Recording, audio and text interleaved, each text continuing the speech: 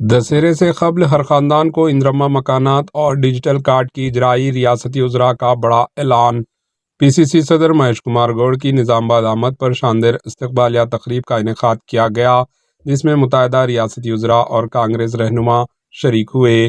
تقریب میں ریاستی وزیر پونگولیٹی سرینواس ریڈی نے کہا کہ دسہرے کے موقع پر ہر خاندان کو ڈیجیٹل کارڈ دینے کا منصوبہ شروع کیا جائے گا۔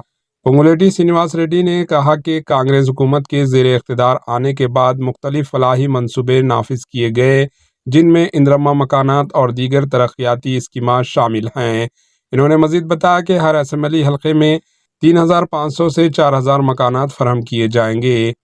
اس موقع پر منسٹر تملا ناگیشور راؤ نے کسانوں کی فلاح و بہبود کے لیے 50,000 کروڑ روپے کا بجٹ مختص کرنے کا ذکر کیا اور کہا کہ پہلی قسط کے طور پر 18,000 کروڑ روپے کسانوں کے کھیتوں میں منتقل کر دیے گئے۔ دیگر مقررین نے کانگریس پارٹی کی مقامی انتخابات میں کامیابی کے لیے سخت محنت کی ضرورت پر زور دیا اور پی سی سی صدر مہیش کمار گوڑ کے عہدے پر فائز ہونے پر مبارکباد دی۔ Bureau report AHN news. AHN news کو لائک کریں، شیئر کریں اور سبسکرائب کرنا نہ بھولیں۔